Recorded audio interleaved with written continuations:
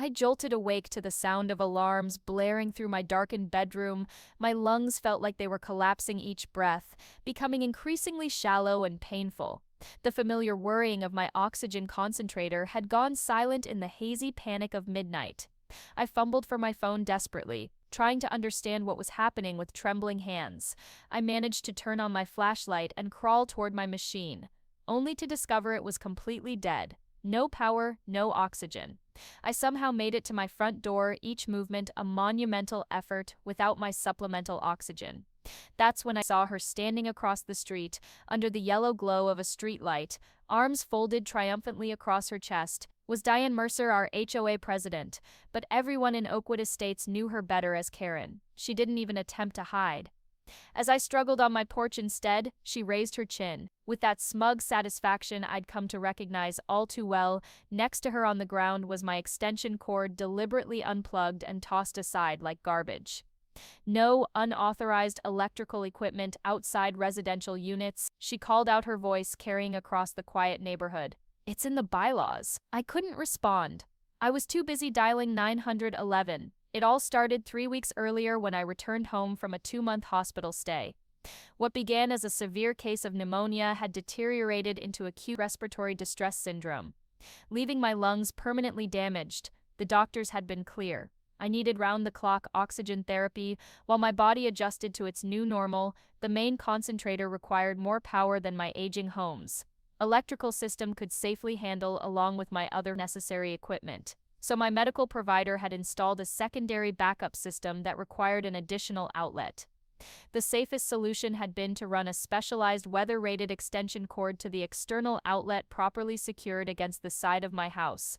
Everything was properly documented with the county and my insurance. I'd even gone the extra mile and submitted the necessary paperwork to the Oakwood Estates Homeowners Association, explaining the temporary medical accommodation. The HOA board had approved it unanimously, with one glaring exception. Diane Karen Mercer had voted against it, claiming it created an eyesore that would decrease property values. I first noticed something was wrong when I found a neon pink violation notice taped to my front door. Attention: unapproved external wiring present on residential property. Section 8.4 of Community Guidelines prohibits visible power cords outside of designated holiday periods.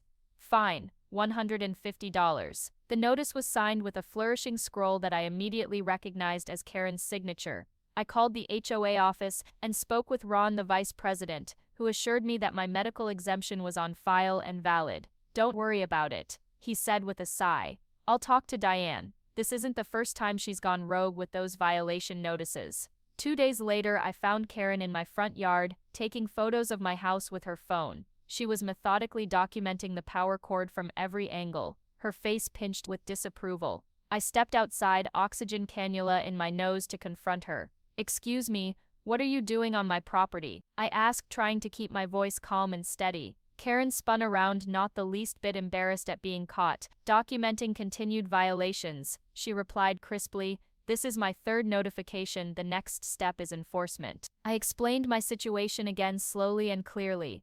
"I have medical documentation and HOA approval. This is equipment I need to breathe, to live." She rolled her eyes as if I were being dramatic. "Everyone has their sob stories. If we make exceptions for you soon, the whole neighborhood will look like a tangled mess of wires. It's about community standards for the next 2 weeks." Karen's campaign against my oxygen equipment intensified. She called an emergency board meeting, where she presented a slideshow of electrical hazards in the community, featuring my house prominently. She began rallying other neighbors, claiming my medical equipment was a slippery slope that would lead to people parking recreational vehicles and boats in their driveways. She even started a petition to have my exemption revoked, though thankfully most neighbors refused to sign it. The situation reached a breaking point last Tuesday. I was sitting on my front porch enjoying the evening air, a simple pleasure I'd missed during my hospitalization, when Karen marched up my driveway. She had a thick binder tucked under one arm, which I'd come to recognize as her personal copy of the HOA bylaws.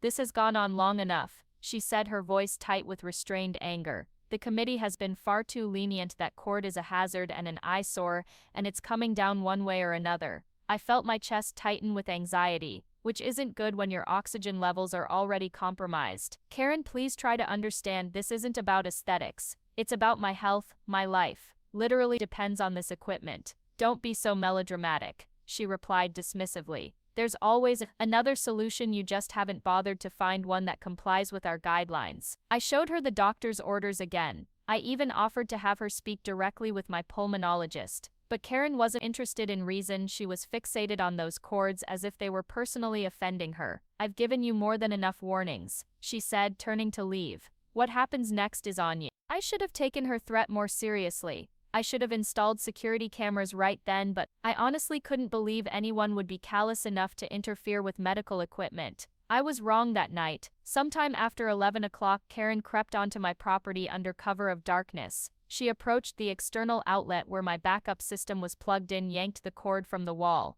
and removed it entirely from my yard. The main system continued to work, but without its supporting components. The primary unit eventually overheated and shut down. That's when the alarm started and I woke up gasping for air. The 911 operator kept me on the line. While paramedics rushed to my home, is there anyone who can help you right now? The dispatcher asked, her voice professionally. Calm but urgent. Neighbor across street took my power cord. I managed between labored breaths. When the ambulance arrived 7 minutes later, they quickly provided emergency oxygen while police officers took my statement. That's when my next-door neighbor Michael came running over in his bathrobe. I've got the whole thing on my security camera, he said, holding up his phone. I installed it last month after someone kept stealing my packages. It caught everything. The footage was unmistakable. There was Karen looking both ways before sneaking onto my property, deliberately unplugging my oxygen support system and walking away with a cord. The timestamp showed it happened just 20 minutes before I woke up in distress. The officers watched the video with growing disbelief. Where does this woman live? One officer asked, his expression hardening. I pointed across the street to Karen's pristine colonial with its perfectly manicured lawn and yard of the month sign. Proudly displayed, the officers didn't waste any time. They walked directly to Karen's house and knocked firmly on her door. It took several minutes before she answered, wearing a floral bathrobe and face cream, visibly annoyed at the late-night disturbance. I couldn't hear their conversation from my yard, but I could see Karen's body language shifting from irritation to indignance, to something approaching panic as the officers continued speaking. When one of them produced handcuffs, Karen's voice suddenly carried across the street. This is absurd. I was enforcing community guidelines. That cord is against regulations. You can't arrest me for doing my job. Her voice grew increasingly shrill as the officers led her toward their patrol car. Do you know who I am? I'm the president of this association. I have authority here. As they placed her in the back seat, I heard her final outraged cry. It was just a cord. How was I supposed to know it was that important? The police returned to my house after securing Karen in their vehicle. Sir, we're charging her with criminal trespassing, reckless endangerment, and tampering with medical equipment. The officer explained. The district attorney may add additional charges once they review the case. What she did could have killed you. That's potentially attempted manslaughter. The paramedics recommended I go to the hospital for evaluation, but after they helped restore my system, my oxygen levels stabilized. I gave my formal statement to the police and watched as they drove away with Karen still fuming in the back seat. 3 days later, I received the news that Karen had been formally charged with multiple felonies. Her actions carried potential penalties of up to 8 years in prison and fines exceeding $10,000. The judge had set bail at $25,000 and issued a restraining order preventing her from coming within 100 feet of my property. But the real shock came when the HOA board unanimously voted to remove her as president and ban her from serving in any official capacity. Karen, who had built her entire identity around her position of authority in our community, was utterly devastated when she encountered me at the courthouse during her preliminary hearing. Her face was ashen, her usually perfect appearance disheveled. I was just following the rules, she whispered, her voice hollow with disbelief. How could this happen to